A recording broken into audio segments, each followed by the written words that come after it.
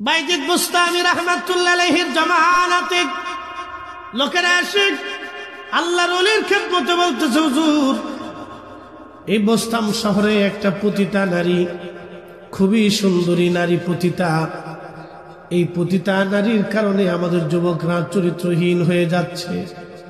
হুজুরের খেদমতে আসছি, একটা ব্যবস্থা আপনি করে দেন। আল্লাহর ওলি বললেন, ঠিক আছে আপনারা চলে যান, কালকে বিহিত করব, ব্যবস্থা হবে।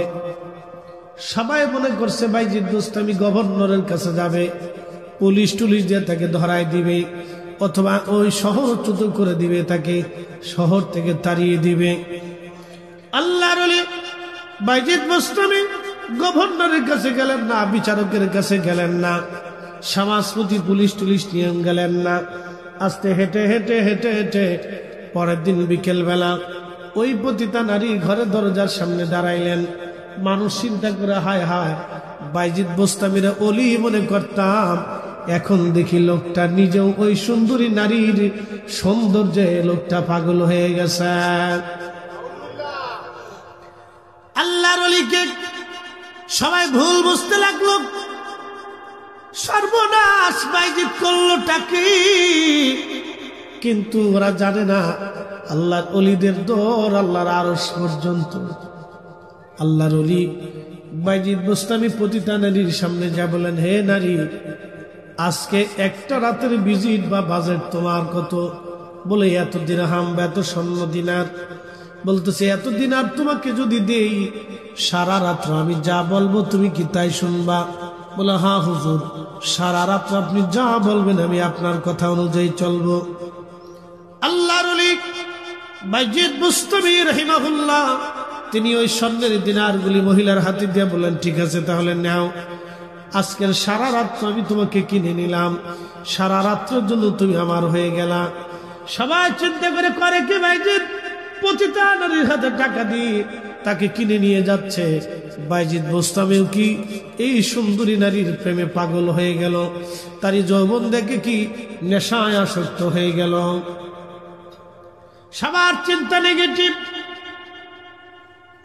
সবার চিন্তা নেগেটিভ। হযরত বাইজিদ বুস্তামি রাহমাতুল্লাহ আলাইহি মেয়েটাকে নিয়ে হাঁটা দিলেন, শহর দিয়ে হেঁটে হেঁটে আসে। হাজার হাজার মানুষ দেখে অবাক, খাই হ্যাঁ বাইজিদ করলোটা কি? সবার চিন্তা বাইজিদ বুস্তামি করলোটা কি? এ কাজ ওলি করতে পারে? ভিন্ন চিন্তা সবার। আল্লাহর ওলি বাইজিদ বুস্তামি রাহিমাহুল্লাহি তাআলা আলাইহির রাহমা তিনি এবার মেয়েটাকে নিয়ে হুজরায় চলে গেলেন। হাজার হাজার মানুষ দেখলো বাইজিদ মেয়েটাকে নিয়ে তার হুজরায় চলে গেছে।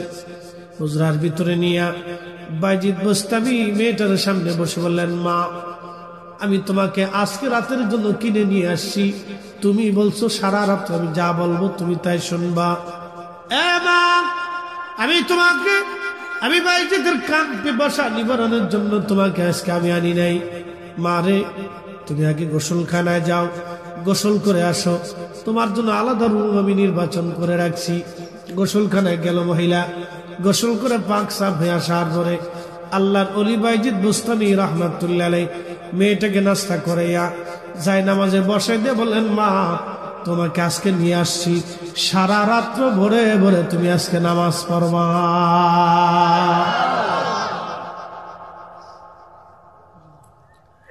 মহিলা পার্শ্ববর্তী রুমে নামাজে বাইজিদ বুস্তামি হুজরাতে আসিয়া সেজদার মধ্যে পড়ে আল্লাহকে ডাক দিয়ে বলে, রব, আমি বাইজিদের দায়িত্ব ছিল একটা নিকৃষ্ট পতিতা নারীকে পতিতালয় থেকে নিয়ে এসে আমি যাই নামাজের মুসল্লায় আমি বাইজিদ বুস্তামি তারে বসাই দিছি। ইয়া রব, আমার দায়িত্ব ছিল যাই নামাজের মুসল্লায় বসাই দেওয়া, এখন মন পরিবর্তন করার দায়িত্ব আমার নাই, শক্তি আমার নাই, তার হৃদয় পরিবর্তন করে দেওয়ার মালিক তুমি আল্লাহ।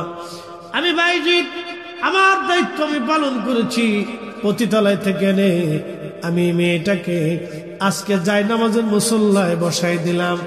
আল্লাহ তুমি রব, এই মহিলার মনটাকে পরিবর্তন করাইয়া তার ওলি বানিয়ে দাও। সঙ্গে সঙ্গে বাইজিদ বুস্তামির দোয়া কবুল হয়ে গেল। মহিলা সেজদার মধ্যে পড়ে অন্তর পরিবর্তন করে বলল, আল্লাহ, জীবনে অনেক জেনা করছি, অনেক পুরুষের চরিত্র হরণ করে ফেলেছি, আল্লাহ আমারে মাফ করে দেন, আমি আর